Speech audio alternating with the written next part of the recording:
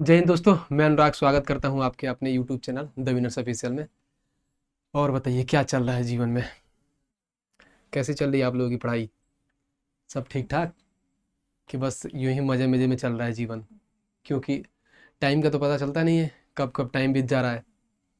देखिए आज हम लोग क्या करने वाले हैं, आरआरबी एनटीपीसी सीबीटी 1 9 जून शिफ्ट 1 करने वाले हैं 2025 का। क्योंकि हमने ऑलरेडी 5 जून 6 जून का जो तीनों शिफ्ट, एक दिन में 3 शिफ्ट का एग्जाम होता है, तीनों शिफ्ट का सॉल्यूशन ऑलरेडी करके अपने द विनर्स वाले चैनल पे अपलोड कर लिया है। ठीक है, तो जो अभी भाई लोग अभी देखे नहीं होंगे तो आप लोग जाइएगा डिस्क्रिप्शन में, उस वीडियो का प्लेलिस्ट का लिंक मिल जाएगा, तो आप वहाँ से प्लेलिस्ट पे क्लिक करके फिर आप लोग सारे वीडियो देख लीजिएगा जो नहीं देखे हैं। बाकी हम लोग 9 जून का चालू करेंगे, क्योंकि 7 और 8 जून का एग्जाम नहीं हुआ था, फिर 9 जून का हुआ था, फिर 9 को हुआ था, फिर 10 को हुआ था, ऐसे करके। तो 9 जून का आज हम लोग स्टार्ट करते हैं और शिफ्ट 1 का सोल्यूशन करेंगे एकदम अच्छे तरीके से। तो वीडियो में लास्ट तक आप लोग बने रहिए और वीडियो को देखिए, अच्छी अच्छी चीज़ें सीखने को मिलेगा। और वीडियो से आप लोगों को अच्छी चीज़ें सीखने को मिल रहा है तो चैनल को सब्सक्राइब भी करिए और वीडियो को शेयर करिए। तो चलिए ज़्यादा बात नहीं करेंगे और क्वेश्चन नंबर 1 से शुरू करते हैं। क्वेश्चन नंबर 1 से क्या कहता है, देखिए क्वेश्चन नंबर 1 क्या कह रहा है। क्वेश्चन नंबर कह रहा है कि एक म्यूजिक सेट की मूल्य कीमत 8,000 है, उसकी कीमत में 12% की कमी की गई है और फिर 25% की वृद्धि की गई है, तो इसकी नई कीमत ज्ञात करना है। मान लीजिए कोई म्यूजिक सेट है, 8,000 रुपये मिलता है, उसकी कीमत में क्या कह रहा है, पहले 12% की कमी कर दी गई है, फिर उसके बाद से उसके 25% की वृद्धि की गई है। तो कमी और वृद्धि करने के बाद से जो फाइनल प्राइस है उसकी कितनी होगी, यही पूछा है। तो इसको हम डायरेक्ट ज़्यादा कुछ दिमाग नहीं लगाएंगे, सक्सेसिव से बना, सक्सेसिव भी लगा सकते हैं, क्योंकि 12 और 25 का सक्सेसिव निकाल लेंगे, जितना वो क्या कहते हैं इंक्रीज या डिक्रीज जो होगा परसेंटेज, उस टोटल इसका 8,000 का टोटल निकाल लेंगे, वैसे निकल जाएगा। बट सबसे बढ़िया एक आता है इसमें सीरीज मेथड, हम लोग सीरीज मेथड से करते हैं। ठीक है, सीरीज मेथड क्या होता है ये देखते हैं। सबसे पहले जैसे मान लीजिए कि यहाँ प्राइस कितना दे रखा है, 8,000, और उसके बाद से इन्होंने क्या बोल रखा है कि उसकी कीमत में 12% की कमी की गई है। यानी मान लीजिए कोई सामान हमने आपकी 100% की है, तो 12% की कमी करने पे कितना हो जाएगी, 88। फिर नेक्स्ट लाइन क्या बोल रहा है, फिर 25% की वृद्धि हुई है। 25% का हम लोग डायरेक्ट लिख सकते हैं 1/5, 1/4 होता है। ठीक है, तो 4 से क्या होगा, 5/4। लेकिन अगर ऐसा नहीं समझ में आया तो डायरेक्ट यहाँ पे लिख दीजिए। कोई चीज़ मान लीजिए अपने आपका 100 है, 25% की वृद्धि यानी 125/100 हो गई है। ठीक है, पूरा बढ़िया से बता रहा हूँ स्टेप बाय स्टेप करके, ताकि आप लोगों को चीज़ें समझ में आएंगी अच्छी तरह के। अब इसको देखिए, यहाँ से कट कर लेंगे, यहाँ पे देखिए 2 जीरो से 2 जीरो खत्म हो जाएंगे। इसको हम लोग 25 से काट देते हैं 5 बार में, 25 से 4 बार में। ठीक है, फिर इसको देखिए, फिर यहाँ से हम 4 को काट सकते हैं कितना, 20 बार में काट सकते हैं। बस ये हो गया। अब बच्चा क्या है हमारे पास, 5। अब ये 88 और 20, तो 20 में अगर 5 से गुणा करेंगे तो कितना हो जाएगा, 100। 100 में 88 से गुणा करेंगे तो 88 और डबल जीरो आ जाएगा, यानी 88 डबल जीरो कहाँ है हमारा, ऑप्शन नंबर बी। ठीक है, फाइनल प्राइस इसका क्या आ जाएगा, 8800 रुपया। तो ऑप्शन नंबर बी हो जाएगा। चलिए इजी क्वेश्चन था, ज़्यादा कुछ इसमें था नहीं। चलिए क्वेश्चन नंबर 2 देखते हैं। क्वेश्चन नंबर 2 क्या कह रहा है। क्वेश्चन नंबर 2 कह रहा है कि ए और बी और सी का औसत वजन कितना है, 45 केजी है। यदि ए और बी का औसत वजन 40 केजी है तथा बी और सी का औसत वजन 42 केजी है, तो बी का वजन बताना है। ठीक है, औसत है, एवरेज वाली है सवाल। आप लोग ऐसे मालूम है कि जैसे मान लीजिए कि यहाँ पर देखिए, ये बोला है कि ये प्लस बी प्लस सी, ये तो टोटल टोटल लोगों का हम लोग औसत लेने के लिए जितना संख्या उसे डिवाइड कर देते हैं। बटे में कितना हो गया, 45। तो हम डायरेक्ट ऐसे क्या करते हैं कि ए प्लस बी प्लस सी को 3 को इधर मल्टीप्लाई कर देते हैं। ठीक है, डायरेक्ट यहाँ पर 3 को मल्टीप्लाई कर देंगे, तो इसको हटा देते हैं, यहाँ से हटा देंगे तो ये हो जाएगा ए प्लस बी प्लस सी 45 इंटू 3 हो जाएगा। ठीक है, फिर आगे वाला लाइन देखते हैं क्या कह रहा है। आगे वाला लाइन यहाँ पर देखिए क्या बोला है। आगे वाला लाइन इन्होंने बोल रखा है कि यदि ए और बी का औसत वजन 40 केजी है, यानी दोनों लोगों का औसत वजन 40 है, तो अगर ए और बी का वैल्यू निकालेंगे तो कितना हो जाएगा, 40 दूना 80। डायरेक्ट यहाँ पे लिख लेते हैं, क्योंकि ए प्लस बी बाई 2 हो जाएगा तो 2 जाकर मल्टीप्लाई हो जाएगा, तो यहाँ पे लिख देते हैं ए प्लस बी बराबर में 80 हो जाएगा। इसको 145 को 3 से गुणा करिएगा तो कितना हो जाएगा, 135। 4 3 12 और 5 3 15, 120 और 15 जुड़ेगा तो 135 हो जाता है। और नेक्स्ट यहाँ पे बोला है कि बी और सी का औसत वजन कितना है, 42 है, तो यहाँ पे लिख देंगे बी प्लस सी, और 42 है तो 42 का 2 गुना कर देंगे 84, तो यहाँ पे 84 हो जाएगा। बस अब कुछ करना नहीं है, सीधी सी लिख दें बस। अब जैसे ए प्लस बी प्लस सी के यहाँ पर वैल्यू दे रखा है 135 और ए प्लस बी दे रखा है 80, तो हमें सी का मान यहाँ पर निकल जाएगा, तो डायरेक्ट सी का मान निकाल देते हैं। सी का निकालेंगे तो क्या हो जाएगा, ए और बी यहाँ पर 80 है, 135 में से 80 माइनस करेंगे तो कितना हो जाएगा, डायरेक्ट 20 और 35 कितना होता है, 55। ठीक है, डायरेक्ट सी का वैल्यू आ जाएगा। अब यहाँ पर सी रखेंगे तो क्या आ जाएगा, बी का मान आ जाएगा। तो यहाँ पे जैसे मान लीजिए बी और सी का वैल्यू कितना है, 55, तो डायरेक्ट हम लिख देते हैं यहाँ 84 और माइनस में कर देंगे 55। ये देखिए 14 में से 5 गया 9, फिर 7 में से 5 गया 2, यानी बी का वैल्यू कितना आ गया, 29 का है, तो ऑप्शन नंबर बी। कुछ था नहीं, बस आराम आराम से मैंने चीज़ें आप लोगों को बता दिया। अगर ऐसे करोगे तो आप ऐसे बिना पेन उठाए भी कर सकते हो कि 3 लोगों का औसत है जो फाइनल 135 हो जाएगा, 2 लोगों का 80 हो जाएगा, तो 135 में से 80 घटा देंगे तो 55 हमारा सी का आ जाएगा। फिर उसके बाद से हमें बी प्लस सी दे ही रखा है 84, फिर उसके बाद से जो सी का वैल्यू है 84 में से माइनस कर देंगे तो फिर उसका क्या आ जाएगा, बी का मान आ जाएगा। तो ऐसे बिना कलम उठाए भी कर सकते हैं मुँह ज़बानी, बट ऐसा है कि हमने आपको बता दिया ताकि आपको दिक्कत परेशानी नहीं होगी। चलिए क्वेश्चन नंबर 3 देखते हैं। क्वेश्चन नंबर 3 बढ़िया है, बस समझने की खेल है, इसको मैं बहुत आसान तरीके से आप लोगों को बता दूंगा। कह रहा है कि एक्स ए स्क्वायर का अनुक्रमानुपाती है और ए वाई के व्युत्क्रमानुपाती है। यदि वाई का मान 6 होने पर एक्स का मान 97 होता है तो वाई का मान 2 होने पर एक्स का मान ज्ञात करें। यहाँ पे क्या फाइंड करना है, एक्स का मान ज्ञात करना है। देखिए एक लाइन यहाँ पे बोला है कि जो एक्स है जो ना, ये क्या है, अनुक्रमानुपाती है किसका, ए स्क्वायर का। फिर यहाँ पे दूसरा लाइन बोल दिया है, और दूसरा लाइन इन्होंने क्या बोल रखा है कि ये वाई के व्युत्क्रमानुपाती है। ये जो है वाई का व्युत्क्रमानुपाती है। जो यहाँ पे अगर हम यहाँ पे ये लिखते हैं, ये व्युत्क्रमानुपाती क्या होता है, 1/, नीचे हो जाता है, वाई के व्युत्क्रमानुपाती है। तो देखो हम लोग इसको डायरेक्ट ऐसे लिख सकते हैं। क्या लिख सकते हैं, अगर मान लीजिए कि हमें यहाँ पे है तो ऐसे कर सकते हैं कि यहाँ पे वाई की जगह पे ये एक्स पुट कर देंगे। मान लीजिए एक जगह पे यहाँ पे एक्स पुट कर देंगे, जैसे एक्स यहाँ पे हो जाएगा, ये व्युत्क्रमानुपाती हो जाएगा। और 1/, यहाँ पे क्या है, ए स्क्वायर है तो ये नीचे क्या हो जाएगा, वाई स्क्वायर। तो इसके साथ कोई एक कॉन्स्टेंट लग जाता है ताकि बनाने में इजी होगा। सेम वही दूसरा लाइन बनोगे फिर वही वाला निकलेगा।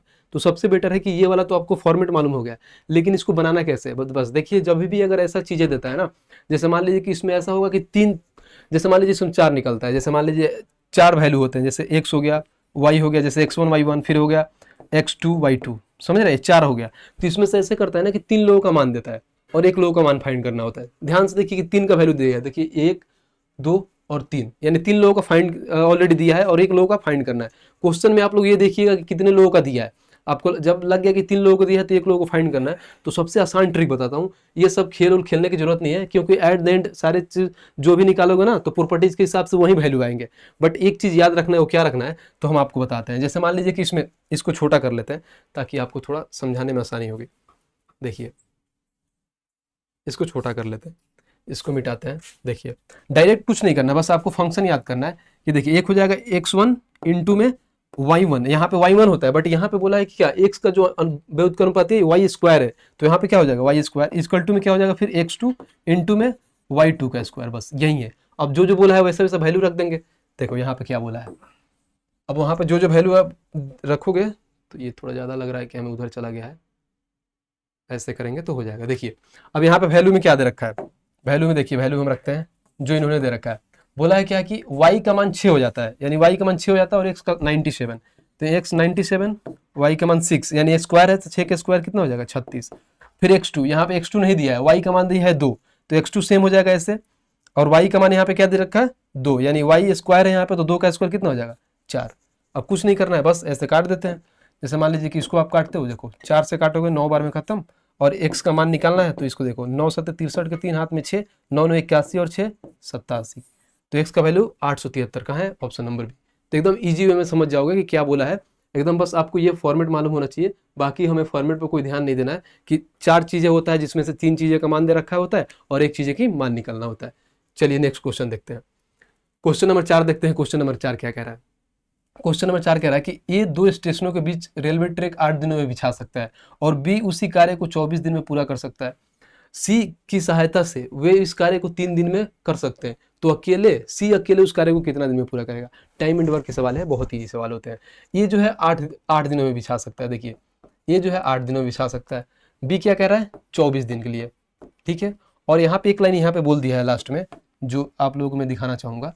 वो बोला है, देखिए ये सी की सहायता से वे एक साथ कार्य को 3 दिनों में कर सकते हैं। सी की सहायता से कहना इन द सेंस क्या कि ऑलरेडी ये 2 लोग कर रहे हैं, इसमें सी भाई सब आ जाते हैं, यानी सी की सहायता से। तो ए प्लस बी प्लस सी, ये तीनों लोग मिलकर कितने दिन में कर दे रहे हैं 3 दिन में। अब कुछ नहीं करते हैं, इसका हम लोग एलसीएम लेके चलते हैं। देखिए एलसीएम लेते हैं, एलसीएम अगर लेंगे तो कितना हो जाएगा 24 हो जाएगा। तो ए का एफिशिएंसी कितना हो जाएगा 3, बी का एफिशिएंसी 1, फिर 3 का एफिशिएंसी 8, ठीक है। अब एक एक लोगों का वैल्यू रख देंगे। यहाँ पे देखिए ये तीनों लोगों का एफिशिएंसी 8 है और यहाँ पे बी का एफिशिएंसी 1 दे रखा है, तो बी का एफिशिएंसी 1 हो जाएगा। फिर यहाँ पे देखिए ए का एफिशिएंसी 3 है तो यहाँ 3 हो जाएगा। तो देखिए दोनों लोगों को मिलाकर 4 हो गया और टोटल 8 है, यानी सी का भी आ जाएगा। सी का कितना हो जाएगा 4। और यही तो पूछा है एक लाइन आप लोगों को कि यहाँ पे देखिए सी अकेले उस कार्य को कितने दिनों में पूरा कर सकता है। सी अकेले उस कार्य को, यानी टोटल कार्य कितना है 24। सी कितना, एफिशिएंसी कितना है 4, क्योंकि आप लोगों को मालूम है ना, अगर टाइम हमको निकालना होता है तो क्या होता है, वर्क अपॉन एफिशिएंसी निकालते हैं। तो 24 वर्क है और 4 इनका एफिशिएंसी है, काट देंगे, यानी 6 दिन में पूरा कर सकता है। तो 6 कहाँ है, तो ऑप्शन नंबर डी। तो ये सवाल था, इसमें कुछ था नहीं, ज़्यादा दम नहीं था इस सवाल में। ठीक है, आगे आइए। आगे 5 नंबर क्या कह रहा है।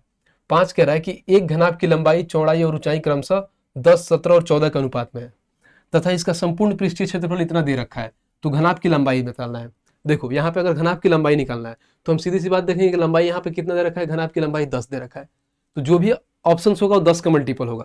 तो 10 का मल्टीपल क्या है, तो ऑप्शन नंबर बी, डायरेक्ट यहाँ पे आ जाएगा ऑप्शन नंबर बी। बट सोचो कि यार अगर मान लो यहाँ पे 10 आ गया, क्या पता कि अगर यहाँ वैल्यू अगर 10 के कट जाए, मान लो कुछ पॉइंट में आ जाए वैल्यू, फिर 10 को अगर किसी भी संख्या को अगर पॉइंट से करेंगे तो 1 0 तो खत्म हो जाता है। तो ऑप्शन तो वहाँ पे 1 भी हो सकता है। तो यहाँ पर डाउटफुल है, आप ये नहीं बोल सकते हो कि हाँ, अगर आपको लग रहा है कि हम आजमा सकते हैं तो लग कि हाँ अपना 10 पे तो कर सकते हो, कोई इशू नहीं है। अगर नहीं होगा तो फिर इसको बना के देखेंगे। अब बनाना कैसे हो मैं बताता हूँ। सबसे पहले यहाँ पे बोला है संपूर्ण पृष्ठीय क्षेत्रफल, तो घनाभ का संपूर्ण पृष्ठीय क्षेत्रफल क्या होता है, मैं यहाँ पे लिख देता हूँ। यहाँ पर घनाभ का total surface area, total surface area आता है 2 into L into B plus B into H plus में एच इंटू एल, ये हो गया। अब 2-3 चीज़ें और लिख देता हूँ जो आप लोगों को याद होना चाहिए। लेटरल सरफेस एरिया क्या होता है, 2 into L plus B into में एच, ठीक है। उसके बाद से इसका वॉल्यूम क्या होता है, L into B into H. और कोई बोलेंगे इसका डायगोनल क्या होता है, तो डायगोनल भी निकाल लेंगे, L square plus B square plus में एच स्क्वायर। तो ये घनाभ की मेन चीज़ें होती है जो आप लोगों की याद होनी चाहिए, ठीक है। मैंने पूरा लिख दिया, बट हमें टोटल सरफेस एरिया निकालना है। टोटल सरफेस एरिया हमें कितना यहाँ पर गिवन कर रखा है, टोटल सरफेस एरिया देखिए, टोटल सरफेस एरिया कितना है 2 into L B plus B H plus H L, ठीक है। इसको हमें फाइंड करना है। अगर इसको हमें फाइंड करना है तो डायरेक्ट यहाँ पे वैल्यू रख के निकाल देंगे। देखिए यहाँ पे ऑलरेडी दे रखा है क्या, 10, 17 और 14। अगर मान लीजिए कि यहाँ पे रेशियो में रहता है ना 10, अगर रेशियो में दे रखा है तो कोई एक कोफिशिएंट ले लेते हैं, जैसे 10x हो गया, फिर उसके बाद से ये कितना हो गया, फिर यहाँ पे आ गया 17x, फिर यहाँ पे आ जाएगा 14x, ठीक है। ये वैल्यू दे रखा है, ये लंबाई हो गया, ये चौड़ाई हो गया, ये इसका हो गया हाइट हो गया, ठीक है। आगे देखिए अब डायरेक्ट निकाल देते हैं, 2 इंटू एल इंटू बी, यानी 10 को 17 से गुणा करेंगे तो कितना हो जाएगा 170, और x में 1 से गुणा करेंगे तो 170 एक्स स्क्वायर प्लस फिर क्या है बी एच, यानी 17 में 14 से गुणा करेंगे तो 14 7 98, हाथ में लगा 9, 14 और 9 23, ठीक है। यहाँ पर 238 एक्स स्क्वायर फिर प्लस, अब एच एल हो गया, यानी एच एल क्या होता है 14 इंटू 10 140 एक्स स्क्वायर। अब टोटल को जोड़ लेते हैं। देखिए एक और चीज आप लोगों को यहाँ पर सोच सकते हैं डायरेक्ट, अगर यहाँ पे 2 इंटू दे रखा है ना तो कोई भी ऑप्शन आएगा ना वो 2 का मल्टीपल होगा, सीधी सी बात है। कोई भी मतलब जो वैल्यू यहाँ पे कुछ भी, जैसे मान लो ये वैल्यू x निकल के आता है तो यहाँ पर 2 का मल्टीपल, तो ऑप्शंस में भी देखोगे ना तो 2 का मल्टीपल होगा। तो यहाँ से भी बना सकते हो, अगर यहाँ पर अगर लग रहा है कि नहीं होगा तो यहाँ पर भी 2 का ऑप्शन डायरेक्ट, यहाँ पे 2 का ऑप्शन एक ही जो ऑप्शन नंबर भी होगा। तो दोनों तरीका से सोच सकते हो। बाकी ये जब यहाँ तक निकाल ही लिए हो तो पूरा ही निकाल के बता देते हैं कि पूरा निकाल के कैसे होगा। देखो अब यहाँ पे क्या कर सकते हैं हम, लेकिन 2 का मल्टीपल क्या होगा, क्योंकि ऑलरेडी यार हमें वो निकालना है ना, टोटल नहीं निकालना है, तो 2 का नहीं लगा सकते क्योंकि सिर्फ इसमें लंबाई बोल दिया है। अगर लंबाई नहीं बोला होता, अगर टोटल पूछता है कि टोटल सरफेस एरिया का हुआ, तब वहाँ पर 2 का मल्टीपल काम हो सकता है। लेकिन मैंने ध्यान नहीं दिया, इसमें लंबाई बोला है तो 2 का नहीं लगा सकते हो, ठीक है। अगर लंबाई नहीं बोला होता, टोटल बोलता है तो 2 लगता है। यहाँ पर ये कन्फ्यूजन होता है, ध्यान रखना। चलो बट ऐसे निकाल लेते हैं जब यहाँ तक बना लिए हैं तो।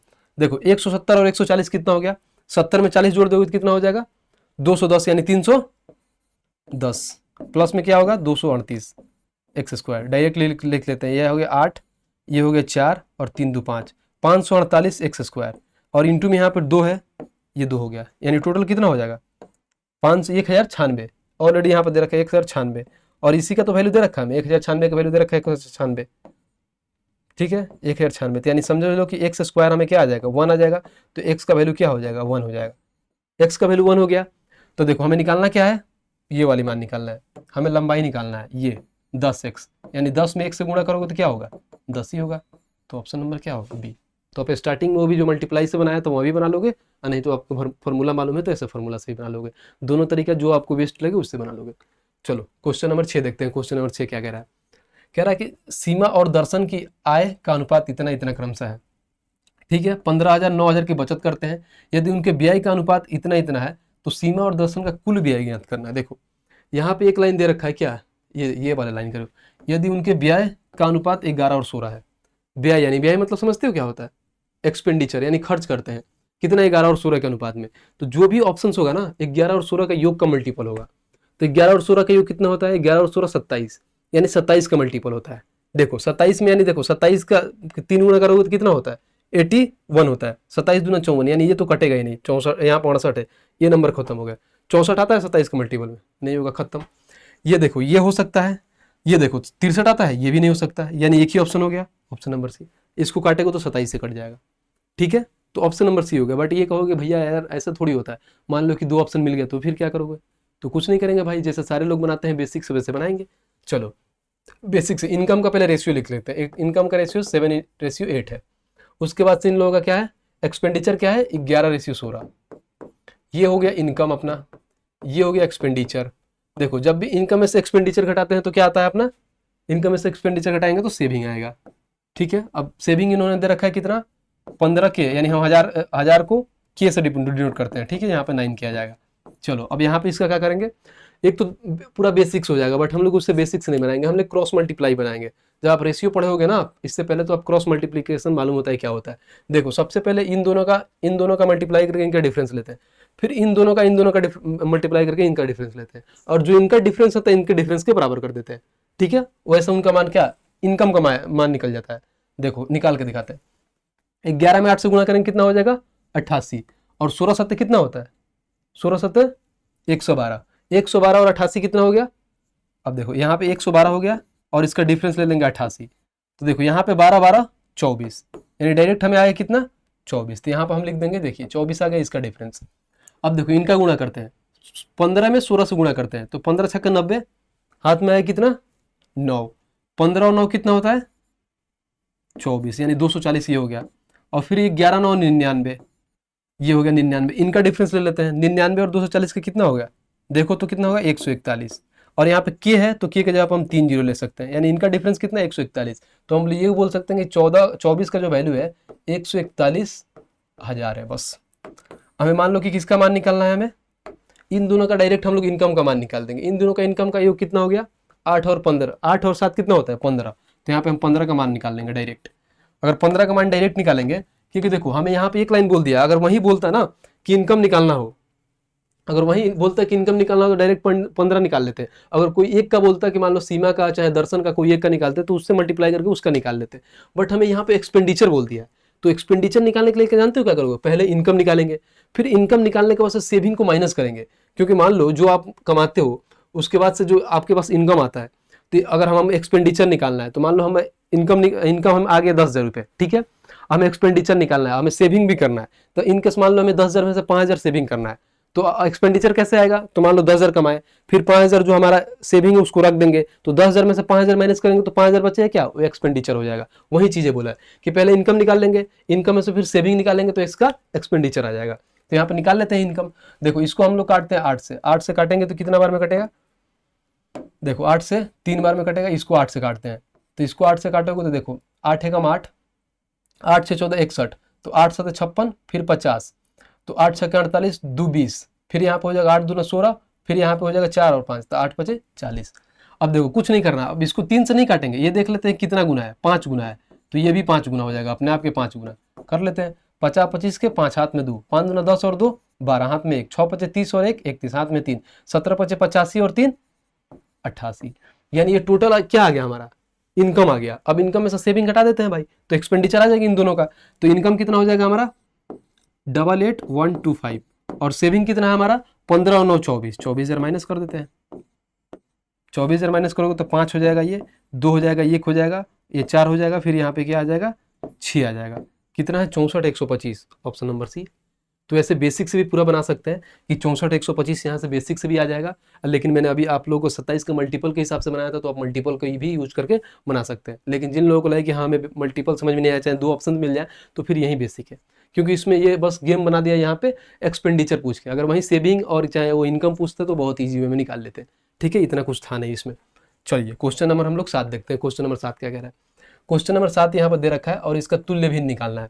जब भी देखिए मान लीजिए अगर संख्या बार बार रिपीटेड होती है तो क्या बार लग जाता है उसके ऊपर।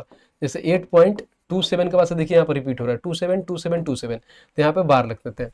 देखिए जब भी पॉइंट की इधर वैल्यू होता है ना तो टोटल, पहले टोटल ले लेते हैं, टोटल 827 हो गया, और इसमें पॉइंट के बाद से एक अंक जो भी वैल्यू होता है उसको माइनस कर देते हैं। और जैसे मान लीजिए अंक संख्या कितना है 9, अगर मान लीजिए कि यहाँ पे 27 है, ठीक है 27, तो अगर जिसके ऊपर बार रहता है ना, और जितने ऊपर संख्या के ऊपर बार रहता है उतना नीचे 9 आ जाता है। जैसे मान लो 2 संख्या के ऊपर बार है तो 2 9 हो जाएगा। अगर वही मान लो यहाँ पे 8.0 ऐसे लिख सकते हैं, 8.237 के ऊपर बार था, ठीक है। तो सबसे पहले क्या करेंगे, 8 ये पूरा माइनस में कर देंगे, घटाते हैं। लेकिन यहाँ पे देखो अगर नीचे लाना होता तो हम क्या करेंगे, नीचे लाना होता तो क्या करेंगे, पहले तो मान लो ऊपर बट्टे, और यहाँ पर डबल, दो संख्या के ऊपर बार है तो डबल नहीं आ जाएगा, और जिसके ऊपर बार नहीं होता है उसके लिए 0 लिख लेते हैं। तो ये चीज़ें ध्यान रखना, यहाँ पे 0 नहीं लिखेंगे क्योंकि यहाँ पे पॉइंट के पास तो कोई नहीं है वैल्यू है डायरेक्ट, तो 99 यहाँ पे आ जाएगा, ठीक है। अब देखो 827 में से 8 घटाएंगे तो कितना हो जाएगा 819, और डिवाइड बाई 99, देखो 8 1 9 9, यानी 9 से कट जाएगा, काटो 9 से कट जाएगा, तो 9 से अगर काटोगे इसको तो कैसे कट जाएगा, 9 9 81, 9 एकम 9, और 9 9 9 से काटोगे तो क्या 11 बार में कट जाएगा 99, यानी 91/11 कहाँ है, 91/11, ऑप्शन नंबर डी। तो इजी था, इसमें कुछ था नहीं, ठीक है। चलिए क्वेश्चन नंबर 8 देखते हैं। क्वेश्चन नंबर 8 क्या कह रहा है। क्वेश्चन नंबर 8 ये कह रहा है कि यदि व्यक्ति की आय का 40% बचाता है, यदि उसका व्यय 960 है, तो उसकी आय कितनी होगी। बहुत सरल सवाल है। देखिए अगर मान लीजिए कि आपका आय 100% है, 100% मान लीजिए 100 है आपका आय, उसमें से आप क्या कह रहे हैं आपका 40% बचाते हैं, परसेंटेज में 40 बचाते हैं, लेकिन खर्च करते हैं पैसे में 960 व्यय, समझ लीजिए मान लीजिए खर्च कर देते हैं 960, यानी क्या 40% बचाते हैं तो खर्च कितना किए 60%, वहीं 60 का वैल्यू दे रखा है डायरेक्ट। अगर 40% बचाते हैं तो 60% खर्च करते हैं, जिसका वैल्यू दे रखा है 960, और पूछा क्या टोटल आय, यानी 100% का मान पूछ दिया है, यानी 100 का मान निकाल दें, इसको काट देंगे। देखो 1 0 से 1 0, ये कट जाएगा 16 बार में, तो अब 16 से 100 से गुणा कर देंगे तो ये क्या आ जाएगा 1600, तो आपका आय कितना हो जाएगा 1600 रुपया। तो ऑप्शन नंबर बी। तो बहुत ईजी सवाल था, लिखने की जरूरत थी नहीं इसमें, ठीक है। चलिए क्वेश्चन नंबर 9 देखते हैं। क्वेश्चन नंबर 9 क्या कह रहा है। क्वेश्चन नंबर 9 कह रहा है कि एक दुकानदार ने अपने सामान पर क्रय मूल्य से 1% अधिक अंकित की, मूल्य MRP अंकित की, फिर उस पर 10% की छूट पे बेचा, फिर उसे 71% का लाभ हुआ, तो एक्स का मान बताइए। इसको कई तरीके से बना सकते हैं, ठीक है। सबसे पहले मैं आप लोगों को रेशियो मेथड से बताता हूँ, बहुत ईजी हो जाएगा। मान लीजिए सबसे पहले X% अधिक अंकित करता है, और छूट कितना देता है 10 का, मान लीजिए कोई सामान 10 का है, 1 का छूट देता है तो 9 में जाता है, और हमें X% अधिक अंकित करता है, हमें यानी X का मान फाइंड करता है, और टोटल हमें अगर निकालना हो, जैसे मान लीजिए हमें प्रॉफिट निकालना होता है, तो यहाँ पे देखिए मान लीजिए कोई सामान 100 का है और उस पर प्रॉफिट कितना हो रहा है 71 का, यानी 171 में जाएगा।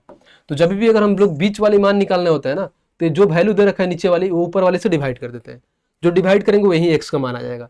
जैसे मान लीजिए ये 10 से डिवाइड कर देंगे 100 को, तो 10 से 100 को डिवाइड करिए कितना हो जाएगा 10, फिर इसको 171 को 9 से डिवाइड करिए तो कितना हो जाएगा 19, यानी एक्स का मान निकालना है हमें एक्स।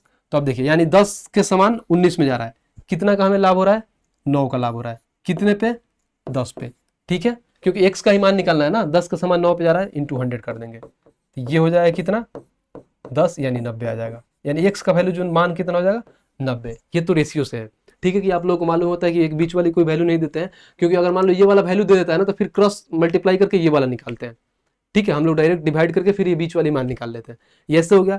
बट दूसरा मेथड अब बोलोगे कि भैया चलो यार ये मजा नहीं आया, दूसरा मेथड समझो जो बहुत ईजी हो, ईजी नहीं कह सकते, थोड़ा कैलकुलेटिव होगा, और वो होगा सक्सेसिव मेथड। क्योंकि मैंने देखा था जब मैंने पहले शिफ्ट कराया था ना, तो इसमें सेम इसी टाइप पे क्वेश्चन आया था, तो उसको मैंने बताया था, लेकिन सक्सेसिव से नहीं बताया था। तो एक भाई ने पूछा था कि यार भैया इसको सक्सेसिव से भी बना सकते हैं, जरूर बना सकते हैं। सक्सेसिव का फॉर्मूला मैंने आपको बताया था कि देखो एक्स प्लस वाई, प्लस में होता है एक्स इंटू वाई अपॉन में 100, और ये जो भी वैल्यू आता है ना वो प्रॉफिट इंटू लॉस परसेंट के बराबर में होता है, ठीक है।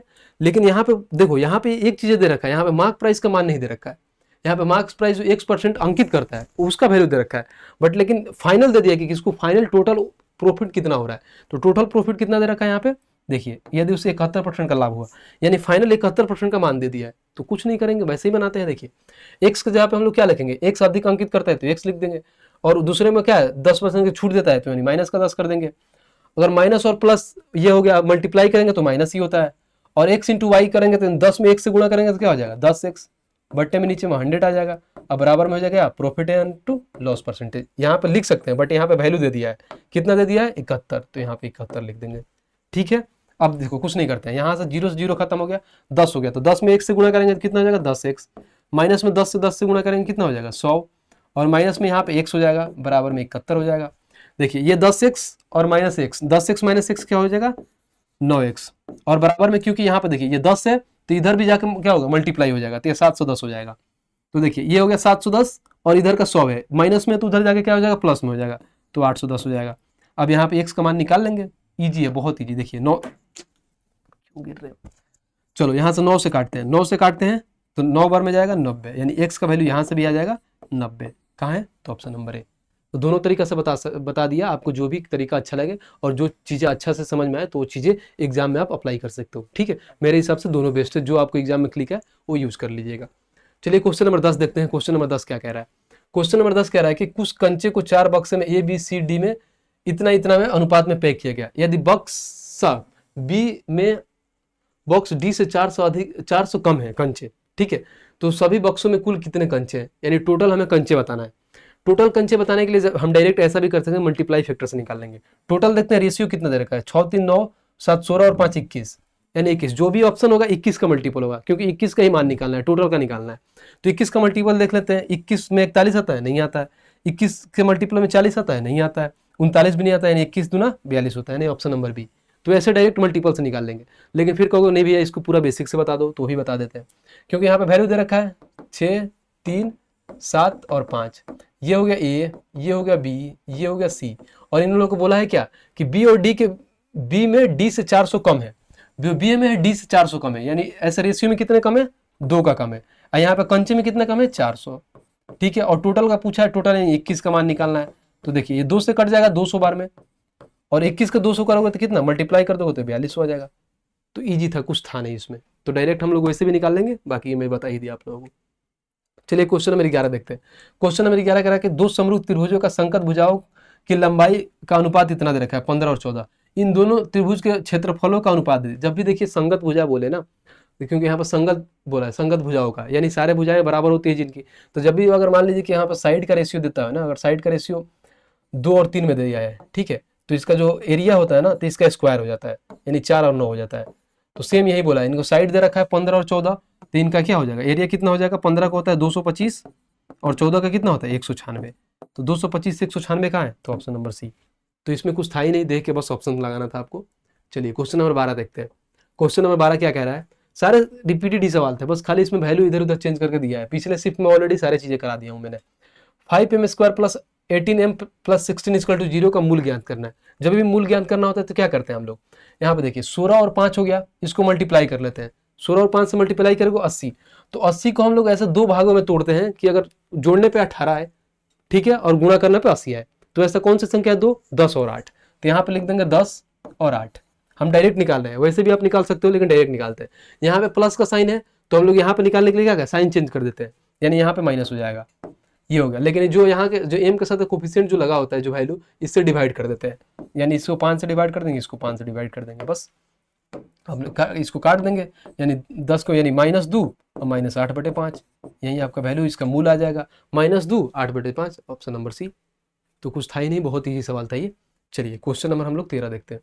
क्वेश्चन नंबर 13 क्या कह रखा है, कह रहा है कि ऋषि के पास इतना रुपए है, उन्होंने इससे अपने बेटे शान और पीयूष को बांट दिया। उन्हें वार्षिक रूप से संयोजित होने वाले 8% वार्षिक ब्याज दर पर निवेश किया।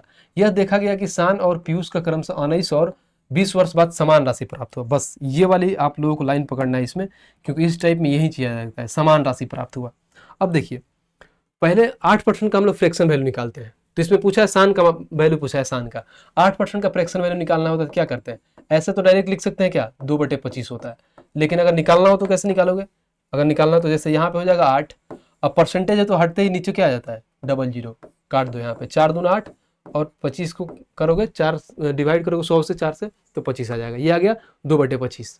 यहाँ पर हम लोग डायरेक्ट लिखते हैं, अगर मान लीजिए कोई सामान 25 है, समझिए आप ऐसे, और ये 27 हो जा रही है, तो हमें बराबर करना है, ठीक है। अगर मान लीजिए कि 2 वैल्यू है, उसको हमने बराबर करना है, तो ये देखिए ये ज़्यादा है, अगर ये ज़्यादा है तो अगर मान लीजिए इसको हम अगर ज़्यादा से गुणा करेंगे तो ज़्यादा ही होगा, अगर कम है उसको अगर कम से गुणा करेंगे तो कम होगा। अगर बराबर करना हो तो क्या करेंगे, मान लीजिए 27 ज़्यादा है तो इसको हम कम से गुणा करेंगे, और ये 25 क्या है, कम है, तो इसको हम ज़्यादा से गुणा करेंगे, तभी तो बराबर होगा। ये ट्रिक है याद करने की, ताकि ऐसे सवाल जब भी पूछे, ऐसे कभी भी, जैसे मान लो इन लोगों का डिफरेंस देखना, अगर मान लीजिए कि यहाँ पे 19 दे रखा है, यहाँ पे 20 दे रखा है वर्ष का, तो हमेशा 1 साल का डिफरेंस देता है। अगर वहीं 2 साल का डिफरेंस दिया होता है ना, तो यहाँ पर हम लोग स्क्वायर कर देते हैं, ठीक है, क्योंकि CI निकालते हैं जब भी। अगर 3 साल का देता होता तो क्यूब निकाल देते हैं, बट यहाँ पर 2 साल का दिया है, तो यहाँ पे 1 साल का दिया है, तो यहाँ पे 1 रखो या ना रखो कोई दिक्कत नहीं होता है, बट हमें समान करना है।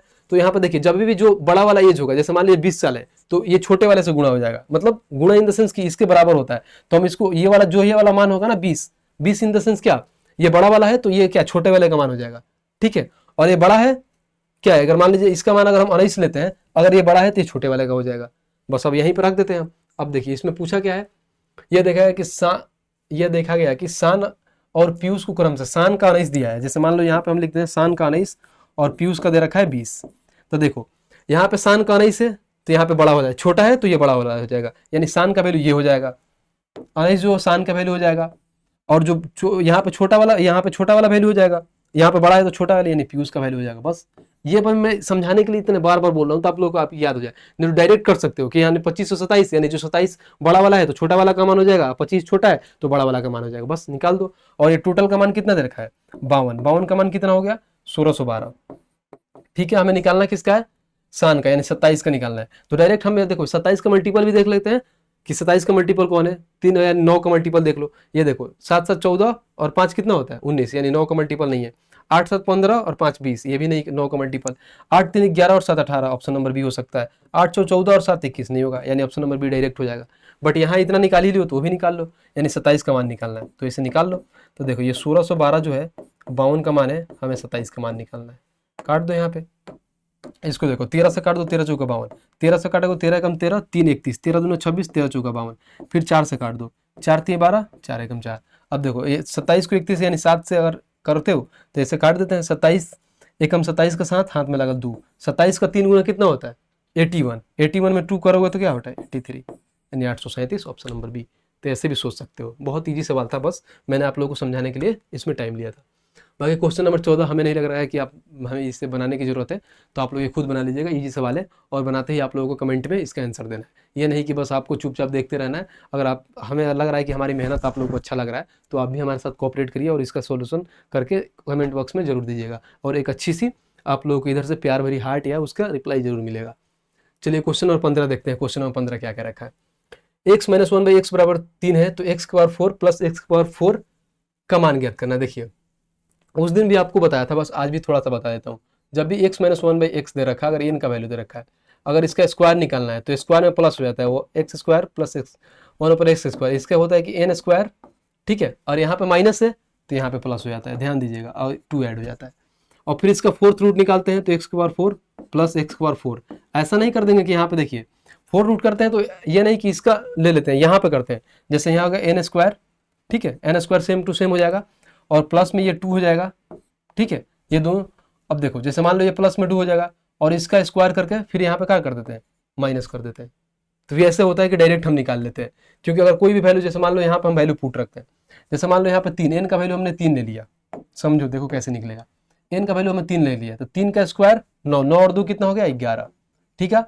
यहाँ पे ऐसे कर सकते हैं, और यहाँ पे भी पुट से कर सकते हैं। जैसे n का वैल्यू कितना होगा 3, 3 का स्क्वायर 9, 9 और 2 कितना होता है 11, 11 का फिर स्क्वायर कर दो, 11 का स्क्वायर -2, तो 11 का स्क्वायर 121 -2 119, ऐसे भी हो जाएगा, ठीक है। और नहीं तो अगर मान लो इसका 4th रूट करना है तो कुछ नहीं करना है, 11 का स्क्वायर कितना होता है 121, फिर -2 कर दो 119, ऐसे भी आ सकता है।